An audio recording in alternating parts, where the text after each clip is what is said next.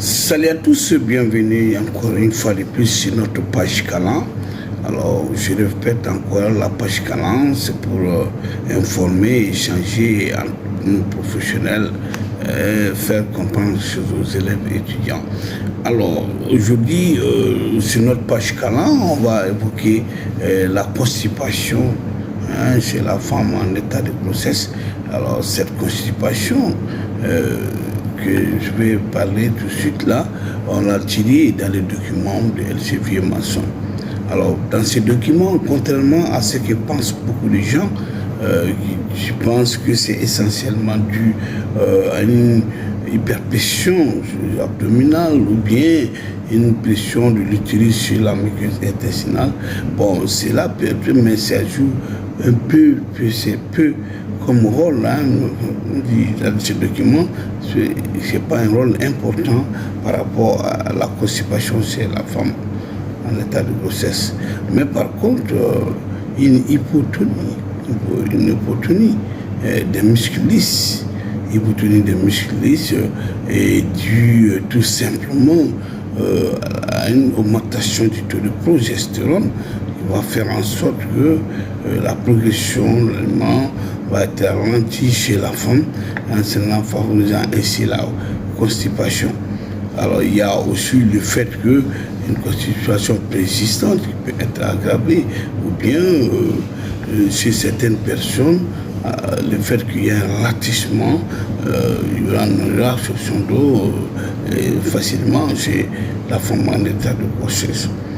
Alors, cela peut s'expliquer aussi dans certains cas, comme on parle de la dyschésie. La dyschésie au niveau du rectum, du muscle génital, donc qui n'arrive pas à jouer son rôle.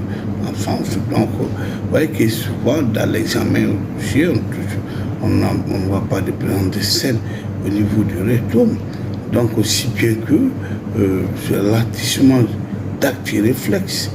La notion de cet acte réflexe peut être aussi à la base un facteur favorisant aussi en ce moment.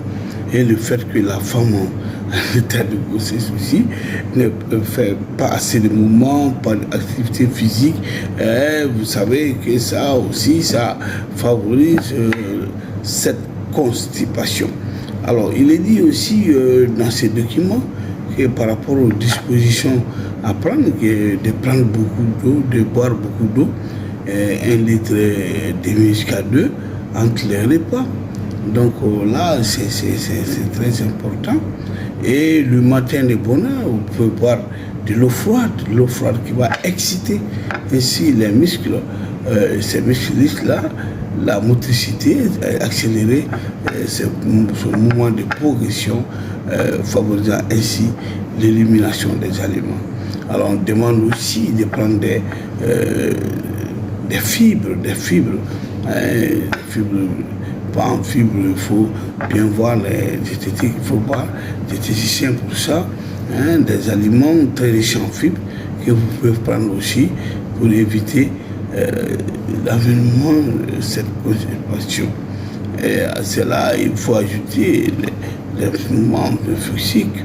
Il faut que la femme se déplace, qu'elle essaye de faire des mouvements de gymnastique de temps en temps pour éviter qu'il y ait de telles constipations.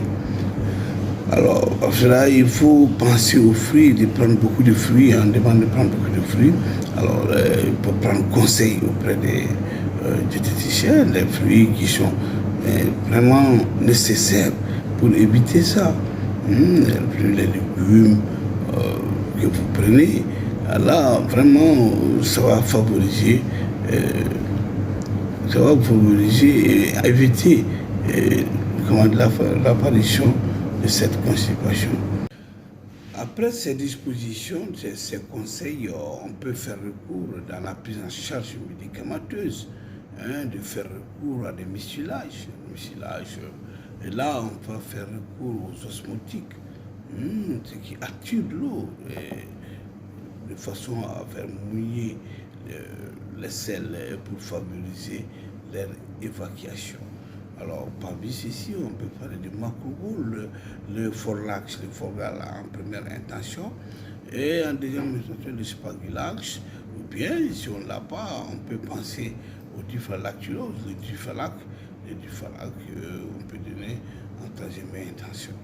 Alors, donc, la prise en charge se focalise par rapport à ceci. Maintenant, quant à l'utilisation de l'huile de paraffine, ça doit faire de façon modérée. Si on n'a pas d'autres molécules, on peut le faire, mais de façon modérée, d'éviter, parce que là, l'huile de paraffine, si vous l'utilisez, ça peut faire diminuer le taux de vitamine K. Le taux de vitamine K. Alors, la vitamine K, vous savez bien, c'est un hémostatique. C'est une hémostatique, ça peut diminuer les saignements. Alors, lorsqu'on diminue le taux de vitamine K, après l'accouchement, la femme ça peut assez des saignements, et même chez l'enfant, on peut voir certaines choses. Donc, il est nécessaire aujourd'hui de voir ce que la femme en grossesse peut prendre comme médicament, de façon à ne pas diminuer le taux de vitamine K qui s'avère être nécessaire et pour la femme aussi bien que pour l'enfant. Alors, c'est là, si on n'a pas ces médicaments, même les soins de mille, il peut jouer le rôle de mustillage. Donc, le soin de mille, on peut l'utiliser. Ça fait favoriser l'élimination de ces selles. Alors, voilà la petite vidéo que je voudrais partager avec vous ce soir. Je vous remercie.